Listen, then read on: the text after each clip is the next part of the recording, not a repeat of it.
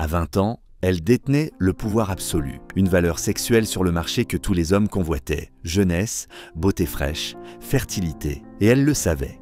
Elle pouvait refuser les hommes de leur âge, les traiter comme des gamins pas assez ambitieux, pas assez beaux, pas assez à la hauteur. Elles allaient lui chercher plus âgés, plus établis, plus fortunés. Et pendant ce temps, les hommes de leur génération attendaient dans l'ombre, se construisaient, bossaient, évoluaient.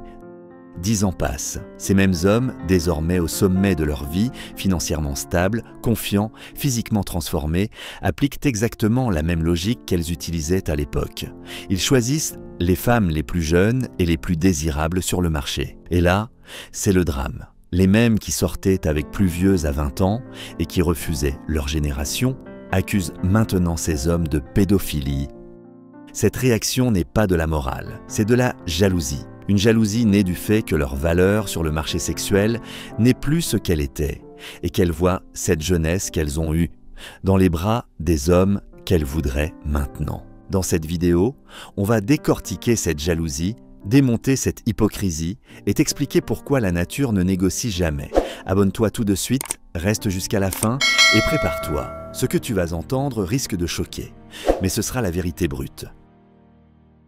À 20 ans, une femme détient un précieux capital, celui de la jeunesse, de la beauté fraîche et de la fertilité à son paroxysme. Cette période est comparable à un marché financier où elle détient des actions à leur valeur la plus élevée, très convoitées par un vaste éventail d'acheteurs potentiels. Il est normal, d'un point de vue naturel, qu'elle se montre sélective avec les hommes de son âge souvent perçus comme projets ou en cours de construction. Elle ambitionne, très logiquement, un partenaire plus âgé, plus stable, capable de lui offrir confort, expérience et sécurité. Celui-ci, pour sa part, se trouve à un stade où son propre capital social, professionnel et financier est en pleine expansion, alors qu'il est encore attiré par la prime jeunesse, perçue comme un signe évident de fertilité et de santé. Ainsi se dessine une dynamique naturelle fondée non sur un calcul cynique, mais sur une mécanique instinctive et évolutive. Cependant, 10 ans passent. Ce qui était hier une position dominante pour la jeune femme se modifie imperceptiblement.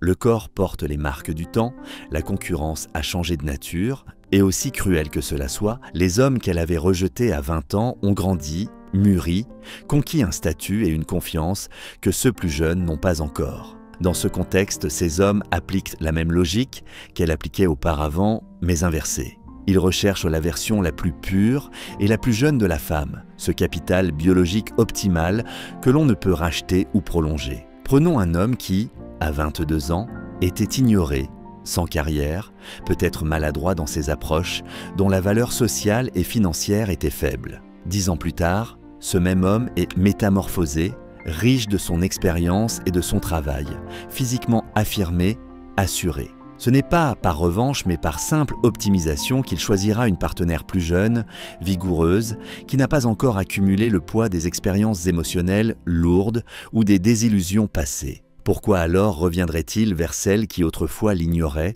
ou le voyait comme un projet pas fini ? La réponse est limpide.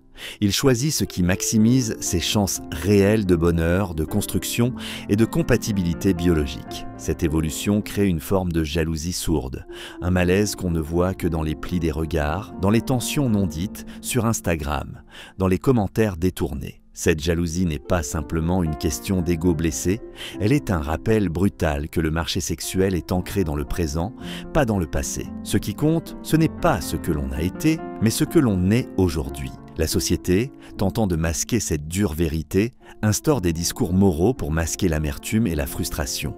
C'est malsain, c'est du pouvoir, c'est de la manipulation. Pourtant, ces accusations passent souvent à côté de l'essentiel. Les règles naturelles restent inchangées et indifférentes aux jugements humains. Marc Aurèle nous enseigne avec simplicité « Ne te plains pas de l'ordre des choses, plie-toi à la nature ou sois écrasé par elle ». La nature, dans sa grande indifférence, ne privilégie ni les désirs personnels, ni les constructions sociales. Elle récompense la capacité d'adaptation et la réalité biologique. Cela s'applique aussi bien aux femmes qui jouissent de leur jeunesse qu'aux hommes qui atteignent leur maturité sociale. Il est essentiel de comprendre que l'attirance masculine pour les femmes plus jeunes ne résulte pas uniquement d'un goût superficiel ou d'une recherche de domination. C'est une réponse biologique inscrite profondément dans notre évolution. La jeunesse et la beauté sont des indicateurs fiables de santé et de fertilité. Ce constat n'est pas une condamnation morale, mais une observation scientifique partagée par de nombreux travaux en psychologie évolutionniste. Les hommes, par nature visuelle, sont naturellement attirés par ces signaux biologiques. En parallèle, les femmes sont, elles aussi, attirées par les hommes plus âgés, forts d'une expérience, d'une stabilité et d'un statut social plus élevé, des qualités qu'elles évaluent consciemment ou inconsciemment comme favorisant une meilleure protection et une meilleure chance pour leur progéniture.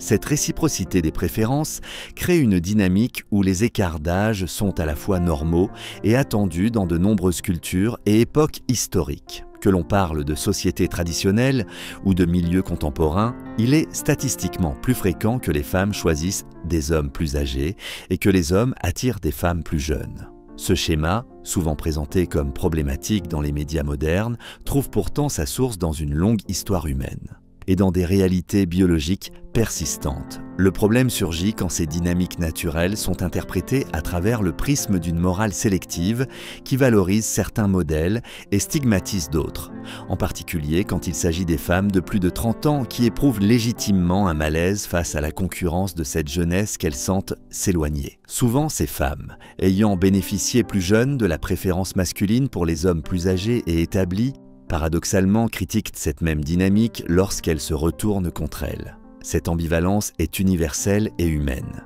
Elle illustre la difficulté de composer avec le passage du temps et les changements qu'il impose. Rien de tout cela ne doit être perçu comme un jugement de valeur définitif ou une réduction cynique des relations humaines à un simple échange de capital biologique ou financier. Les relations durables, la complicité authentique et le respect mutuel existent, transcendant les chiffres et les lois du marché. Mais nier la réalité biologique et sociale sous-jacente, c'est s'exposer à une désillusion douloureuse. En fait, la véritable sagesse, comme l'incarnent les stoïciens, réside dans la lucidité et l'acceptation. Tu as pouvoir sur ton esprit, pas sur les événements. Comprends ceci et tu trouveras la force. C'est en comprenant les lois qui régissent le marché sexuel et en adaptant sa vision et ses choix en conséquence que l'on peut éviter le piège de la rancune et de la frustration. La jeunesse est un capital précieux, mais fugace.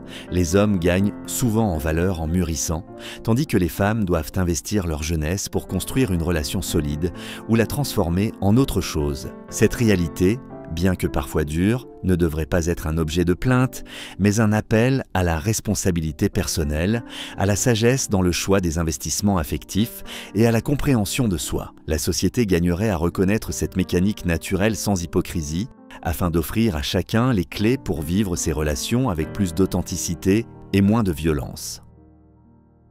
Pour conclure, la réalité est simple. À 20 ans, tu es dans la position de force, tu es la ressource la plus demandée. Tu choisis, tu élimines, tu profites. Mais le marché sexuel n'est pas figé.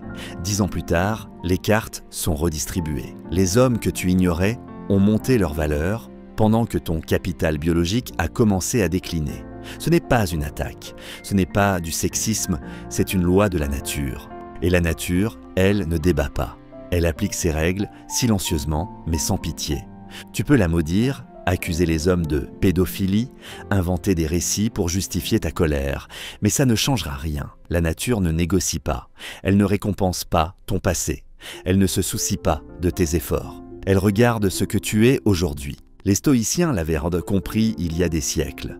Ne combats pas l'ordre des choses, maîtrise ton esprit et tu trouveras la paix. C'est pareil ici. Accepte la réalité, adapte-toi et tu sortiras gagnante. Refuse-la.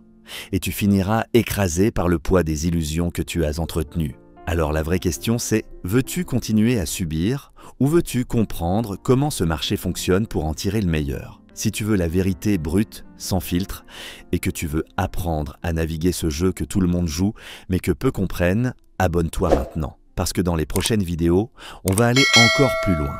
Et ce que tu vas découvrir pourrait bien changer ta manière de voir les relations pour toujours.